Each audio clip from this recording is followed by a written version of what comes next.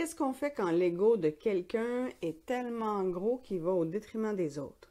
Mon nom est Annabelle Boyer, je suis conseillère en développement organisationnel et analyse du langage corporel et du comportement manipulateur. Et aujourd'hui, je vais vous raconter une anecdote réelle qui s'est déroulée hier, en fait. J'amène mes enfants, c'était pas que j'ai amené mes enfants au musée Guérin. Et on arrive au musée et on apprend qu'il y a une chasse aux œufs. Ce à quoi on ne s'attendait pas, donc Sarah est un peu fébrile, elle aime toujours ça, les chasses aux œufs. Donc, on commence la visite et dès les premières statues, on nous avertit évidemment que les œufs ne sont pas cachés sur les statues. Et dès les premières statues, on commence la visite et il n'y a aucun œuf, nulle part. Et je vois plusieurs enfants qui cherchent de façon très fébrile et qui ne trouvent rien du tout. Fait que je me dis, mon Dieu, ils ont caché vraiment de façon intense. Et on continue la visite et il n'y a toujours pas d'œuf. Et là, on fait plusieurs stations et il n'y a toujours pas d'œuf. Et là, je vois la déception dans le visage de Sarah. Simon, qui est mon fils, ne comprend pas ce qui se passe. Je vois plusieurs enfants qui ont 1 ou 2 œufs, mais pas plus, et qui cherchent beaucoup. Puis là, je me dis, il y a quelque chose qui ne marche pas, là, ça n'a pas de bon sens. Fait que je dis à Simon, va voir plus loin. Simon se rend plus loin, il ne voit rien non plus. Il dit, il n'y en a pas nulle part, maman, c'est vraiment bizarre. Fait que je me mets à chercher avec les enfants, j'en trouve pas non plus. Et à un moment donné, on finit par passer tout le premier palier, il n'y a aucun œuf. Mon Dieu, c'est tombé bizarre. On arrive au 2e palier, et là, je l'ai spoté. Il y avait une madame, une adulte, 35 ans et plus, qui avait caché une montagne d'œufs dans son sac à main. Et comme ça rentrait plus, puis qu'elle essayait de les enfoncer le plus possible, elle a pris son fils et elle cachait les œufs dans sa manche de manteau. L'enfant devait avoir à peu près une 50aine d'œufs de cachés dans sa manche de manteau. Et là, je regardais ça et je me disais, quand j'étais à l'université, quand j'étais au baccalauréat, souvent on parlait du moi social peu développé. C'est-à-dire quand les gens sont tellement centrés sur eux qu'ils n'ont pas conscience de l'impact sur les autres en société, en groupe. Et évidemment, c'est à ça qu'on est confronté là. Madame est tellement concentrée sur elle-même, elle espère avoir probablement plus de chocolat à la sortie si elle ramasse tous les œufs. Sauf que, évidemment, il n'y en a plus du tout pour aucun autre enfant.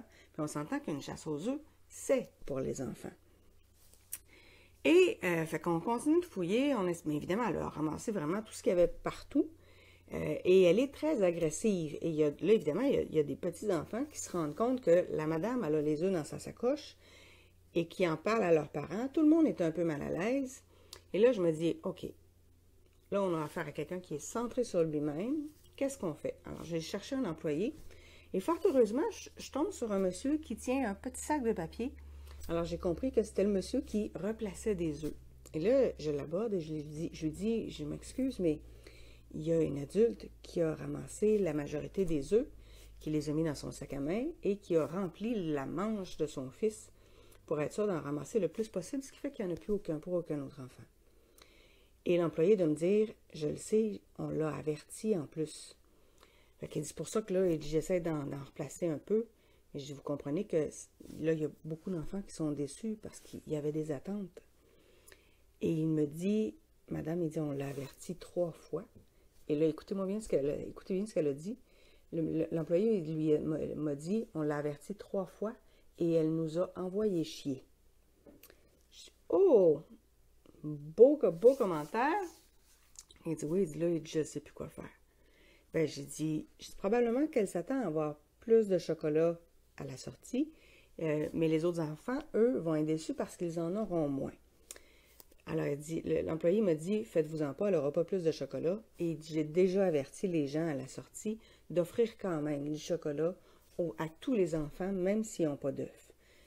Mais j'ai dit, je pense qu'il faudrait en replacer plus rapidement pour que d'autres enfants puissent en trouver. Fait qu'on s'entend là-dessus et il me fait signe, il dit, pour votre fille, il dit, allez dans telle pièce, il dit, je viens juste d'aller en mettre dans ce coin-là. Fait que ça rend en temps, elle s'en va dans cette pièce-là, puis elle trouve 3 œufs. Et là, elle avait 2 œufs qui étaient de même couleur, alors on a convenu qu'on allait faire des échanges avec d'autres gens. On entend une petite fille qui, elle a 2 œufs d'une couleur et dont une couleur que Sarah avait besoin parce qu'il fallait avoir des œufs de chaque couleur.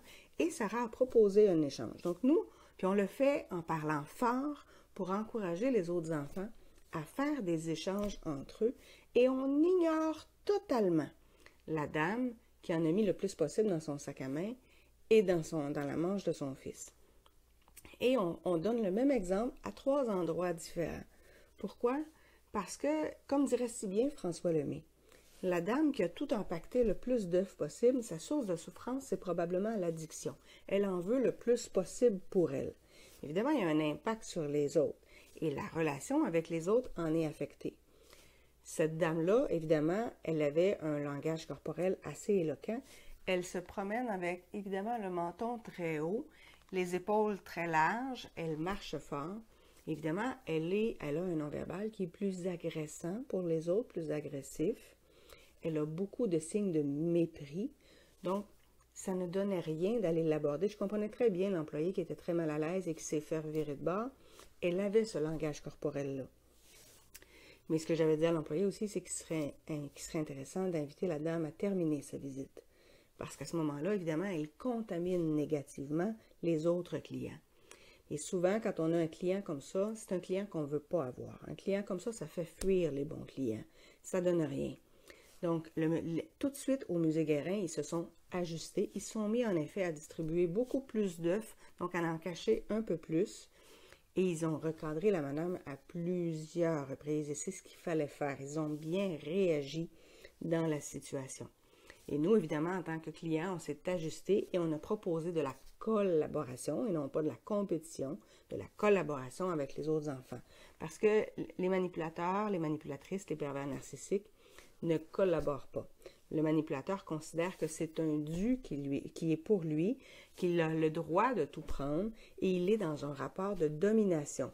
Donc, dans la tête d'un manipulateur, s'il ne prend pas, quelqu'un va le lui prendre. S'il ne prend pas, il perd.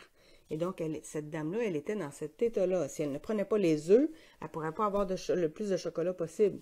Alors que dans n'importe quel commerce, même si tu prends bien des œufs, tu vas avoir la même quantité de chocolat que les autres. Mais évidemment, elle en voulait le plus possible. Puis elle cherchait un œuf en particulier, qui était un œuf doré, qui permettait d'avoir un prix dans la boutique. On s'entend que cette cliente-là, elle n'a rien acheté dans la boutique. Elle voulait de la gratuité, elle voulait les chocolats. Donc, les employés se sont assurés de lui donner une petite quantité de chocolat, la même quantité que pour les autres enfants, de toute façon.